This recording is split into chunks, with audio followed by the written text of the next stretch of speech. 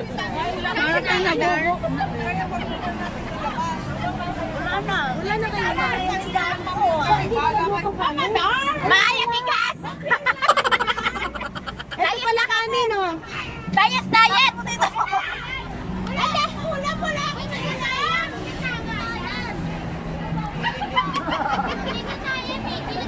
Oh, di ba ayaw ko ng nyog? Ano ba yan lang? Nakatawa kay Mayang. Mayang, kumain ka na lang ng okra. Kasi walang kontra. Huwag ka nang kumain, be. Mamaya mag-Jollibee tayo. Nangungutang tayo mamaya. Manok pa rin. Huwag ka nang kumain para papayat ka. Handa ko kay Mayang. Mayang, ito na. Diyan na hanap ko. Ang handa ko kay Mayang. Sigurado ka Kain ka ng hotdog. Walang bawal yan. Nakapala ko puso. Tunay. Nakakaano daw Ayun, yung pangit chan. yung tunay. Yung makapal yung uso, pangit yun. Di ba, Mayang? Pangit yung makapal ang uso. Si Annabel ba? Parang si Annabel doon kakain. Oo, dala niya yung isang pinakbit ko.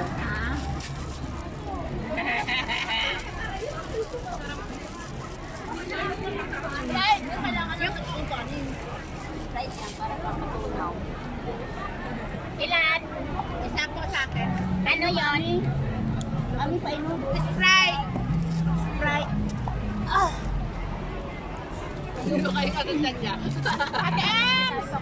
Coke, please! Thank you! Ay, magkano yung isa sa akin? Nilutuan ko na kayo! Ginagawa niyo pa akong tagasyon? Ano niya? Sino Sprite? Ako po. Ilan? Isa po. Ikaw na ito sa'yo. Ako Sprite na. Royal. Sprite. S-P-R-I-T. Nay, basahin mo na mag-iisip. Sprite chicken. Ate Amay, wag mo kandong. Ako, marunong ka ba? Kain lang na. Kain lang. Wag nang i-play. S-I-T-K-N. Yorme. Later Yorme. Ano yung sinabi niya? Pukao.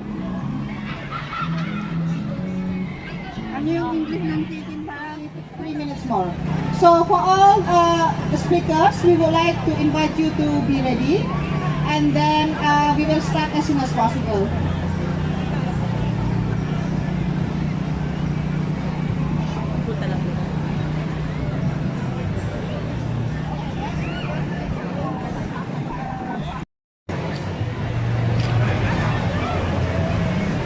Hello guys, good afternoon. We are here right now in Hong Kong Charter Street kung saan po ay may gaganapin dito na press conference at nandito po tayo live po.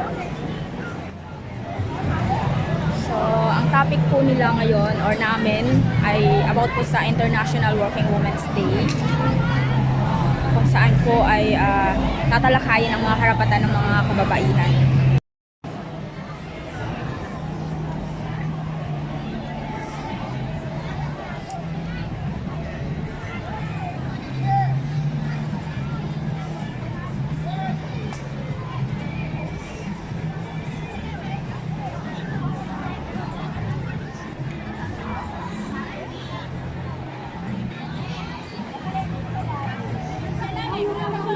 Serbisyo Huwag Negosyo to the Mandatory Social Security System Filipino Migrant Workers. And of course, they will talk about no to illegal collection, ibalik, ang direct hiring, Unifil Migrant Exchange. Okay po. And so guys, pupunta muna kami dun sa kabila.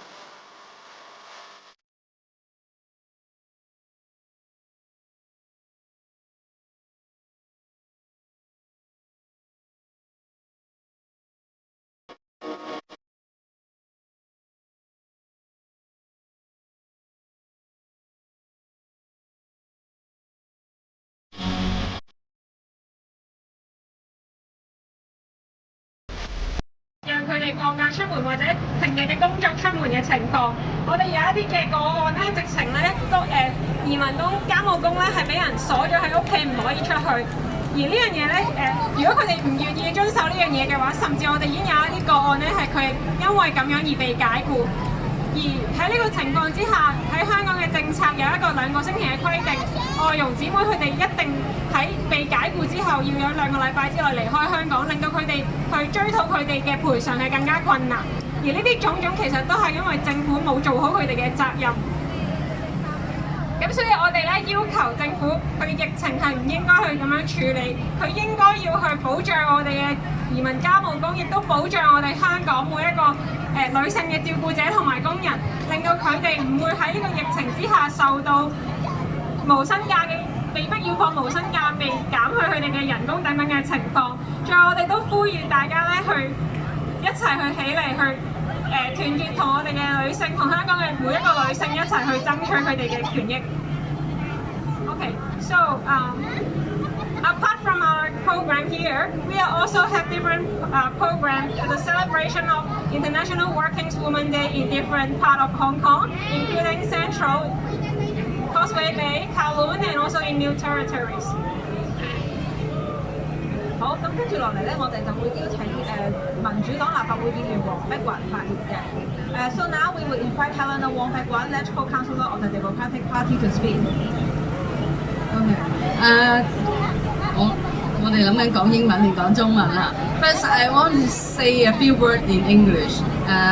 I heard the message from migrant workers, and what I want to say is that on behalf of the Democratic Party, we would like to extend our very thankful appreciation to many migrant workers who left their family, left their country, and come over to Hong Kong.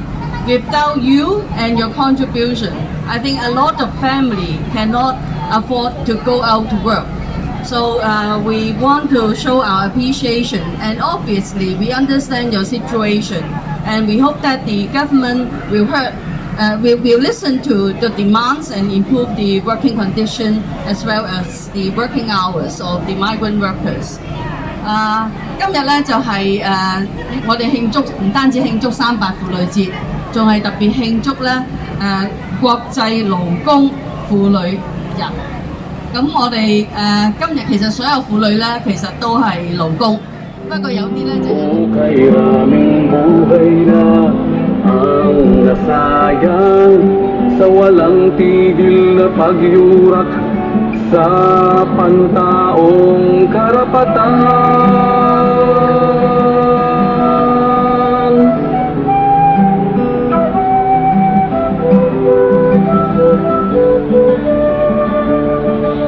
Hanggang kailan luluha ang mga naulila? Hanggang kailan sila magdurusa? Nasaan ang katarungan na hinihintay sa walang awang pagkitil ng buhay? Kulay dugo ang kulay ng bawat pahayagan, tila isang laro na lamang bang pagpaslang.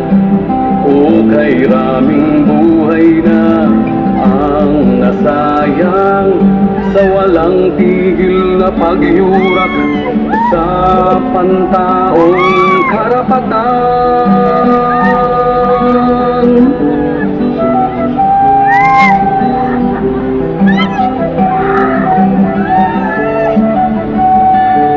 Kulay dugo ang kulay ng bawat pahayagan, tila isang laro na lamang bang pagpaslang. O kay raming buhay na ang nasayang sa walang tigil na pagyurak sa pantaong karapatan.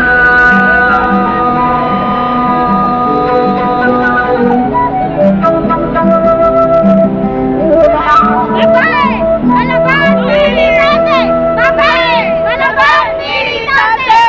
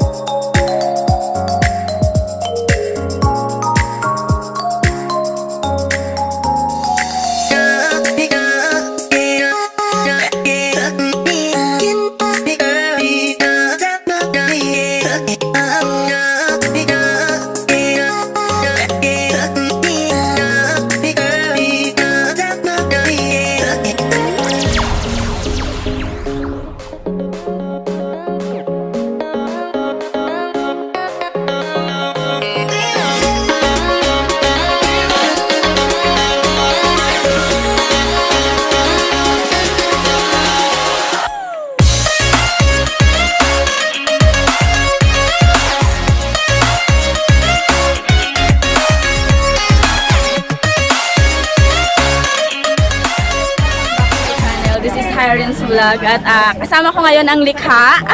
Andito ako ngayon guys sa Charter Road sa Hong Kong dito. Kasama ko ang likha. Ayan. Ayan. So, tapos na po yung event at meron po kaming kasama dito ngayon, si Mama Ray kung tawagin. Mama rin, pasaway ka.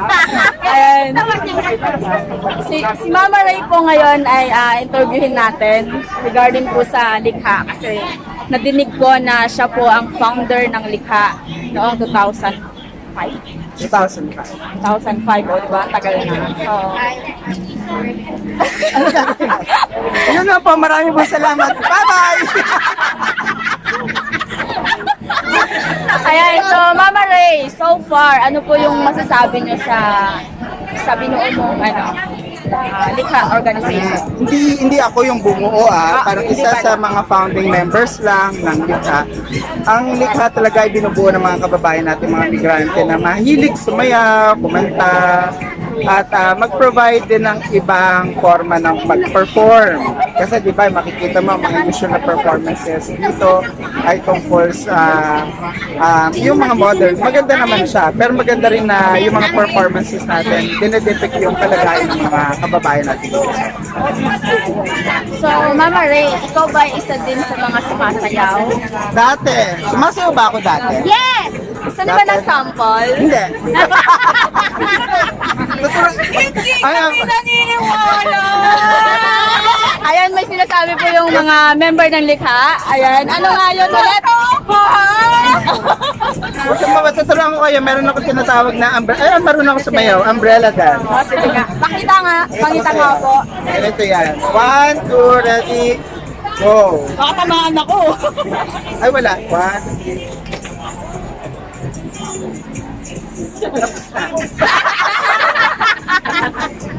So, ganun lang kasimple yung umbrella dance, guys. So, ayan, ano din po yung, kasi meron pa akong di masyado maintindihan sa organization. Kasi bago lang po. Hindi ko alam kung ano ginawa ko. Anong gusto mong malaman? Labo-labo na kaya to. So, may napanood ako kanina na press conference na kung saan po ay kinabibilangan ng mga Chinese, mga local po. Ayan.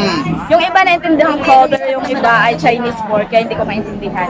So, ano po ba talaga yung ipinaglalaban ng organization na to? Okay.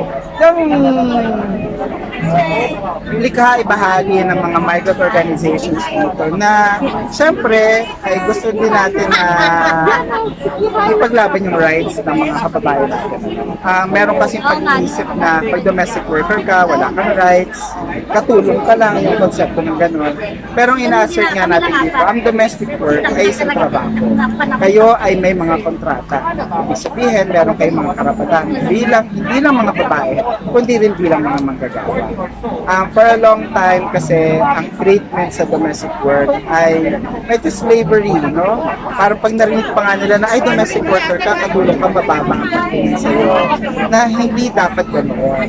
Ang mga nakita natin yung mga kaibigan natin ng mga lokal na nandito, sinasabi nila talaga ang papel na ginagampanan ng mga domestic workers dito sa Hong Kong kasi sila ang nag-aalaga sa pamilya.